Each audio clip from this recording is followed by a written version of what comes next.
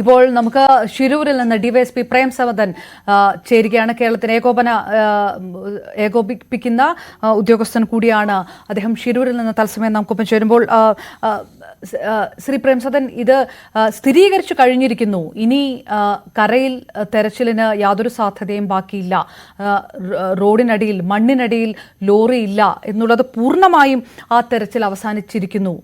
അങ്ങനെയാണ് സ്ഥിരീകരിച്ചിരിക്കുന്നത് കർണാടക സർക്കാരിന്റെ ഭാഗത്തുനിന്ന്.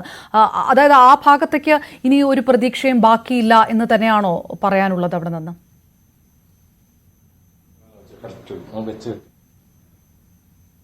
ഡിവൈഎസ്പി പ്രേംസദൻ നമുക്കൊപ്പം ചേരുന്നു. സാർ, കേൾക്കാമല്ലോ അല്ലേ?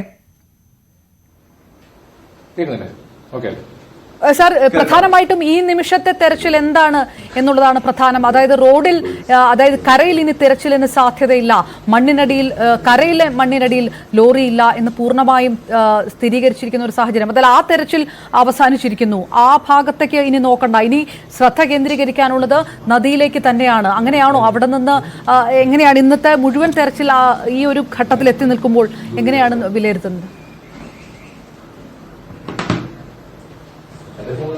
ഇന്നത്തെ 3 ദിവസത്തെ തെരച്ചിലോട്, കഴിഞ്ഞ 3 ദിവസത്തെ തെരച്ചിലോടുകൂടി ഇന്ന് പൂർണ്ണമായിട്ടും കരഭാഗത്ത് തെരച്ചിൽ പൂർണ്ണമായിരിക്കുകയാണ്. ഏകദേശം മണ്ണിന്റെ എല്ലാ ഭാഗത്തും ഒന്നെങ്കിൽ മണ്ണ് നീക്കം ചെയ്യുകയോ അല്ലെങ്കിൽ അവിടെ പരിശോധിക്കുകയോ ചെയ്തിട്ടുണ്ട്.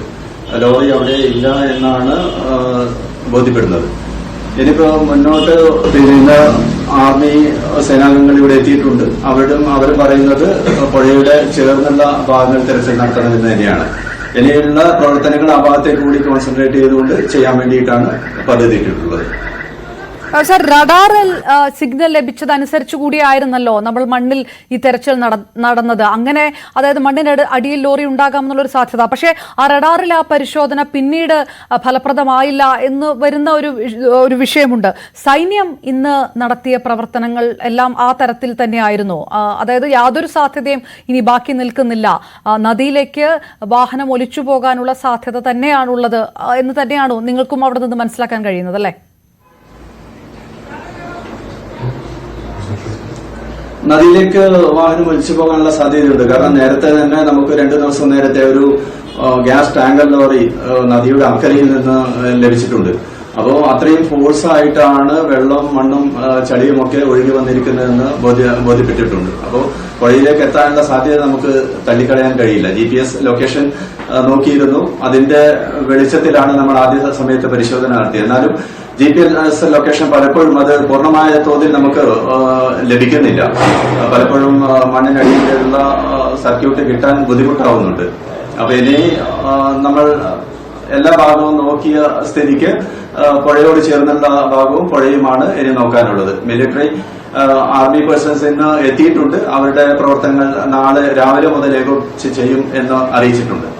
ഈ നദിയിൽ പരിശോധിക്കുന്നത് വലിയ വെല്ലുവിളിയില്ലേ? ഇപ്പോൾ വലിയ രീതിയിലുള്ള മൺകൂനകളൊക്കെ ആണെങ്കിൽ എങ്ങനെയാണ് ഇപ്പോൾ നേവിയുടെ എല്ലാ സജ്ജീകരണങ്ങളും ഉപയോഗിച്ചും ആ രീതിയിൽ ആ മൺകൂനകൾ പരിശോധിക്കുന്നത്? അതിൽ പ്രധാന ചാലഞ്ചസ് എന്താണ് നിങ്ങൾക്ക് തോന്നുന്നത്? നമുക്ക് തോന്നുന്നത് ഇന്ന് ഇപ്പൊ ലോറി ഏകദേശം മണ്ണിന് അടിയിൽ പെട്ടുപോയിരിക്കാനുള്ള സാധ്യതയുണ്ട്. ഇപ്പൊ നാവിയുടെ എല്ലാ ഉദ്യോഗസ്ഥരും തെരച്ചിൽ നടത്തിയിട്ടുണ്ടെങ്കിലും ലോറി കണ്ടെത്താൻ സാധിച്ചിട്ടില്ല. എന്നാൽ വരും ദിവസങ്ങളിൽ നമുക്ക് കണ്ടെത്താൻ കഴിയും, അർജുനെ കരയിൽ എത്തിക്കാൻ കഴിയും എന്ന് തന്നെയാണ് പ്രതീക്ഷിക്കുന്നത്. അത്തരത്തിലുള്ള പ്രവർത്തനങ്ങളുമായിട്ടാണ് നമ്മൾ മുന്നോട്ട് പോകുന്നത്. ഒരു കാര്യം കൂടെ, അതായത് ഈ ലോറിയിൽ തടികൾ ഉണ്ടായിരുന്നത് കൊണ്ട് തന്നെ ഏതെങ്കിലും തരത്തിൽ ഈ തടികൾ ഒന്നും കണ്ടെത്താൻ കഴിഞ്ഞിരുന്നില്ല എന്ന് പരിശോധനകളിൽ പലപ്പോഴും പറഞ്ഞു കേട്ടിരുന്നു. അപ്പോഴും അത് കിലോമീറ്ററുകളോളം ഒലിച്ചു പോകാനുള്ള ഒരു സാധ്യതയൊക്കെ ഉണ്ടല്ലോ. പക്ഷേ ഈ വാഹനത്തിന് ഭാരം ഉണ്ടായിരുന്നത് കൊണ്ട് വാഹനം ഒരുപാട് ദൂരത്തേക്ക് പോകാനുള്ള സാധ്യതയില്ല. പക്ഷെ വലിയ മണ്ണ് ഇതിന് മുകളിൽ വന്ന് നിറയാനുള്ള ഒരു സാധ്യത, അതാണ് ഒരു പ്രധാന ചലഞ്ച്, അല്ലേ? അതെ, മണ്ണ് മോടിയിരിക്കാനുള്ള സാധ്യതയുണ്ട്. ഇനി വരും ദിവസങ്ങളിൽ നമുക്ക് പെട്ടെന്ന് തന്നെ, എത്രയും പെട്ടെന്ന് തന്നെ അർജുന്റെ അടുത്തേക്ക് എത്തുക എന്നുള്ളതിനാണ് നമ്മൾ പ്രാധാന്യം നൽകിയിരിക്കുന്നത്. പുഴയുടെ ഒഴുക്ക് വളരെ ബുദ്ധിമുട്ട് സൃഷ്ടിക്കുന്നുണ്ട്.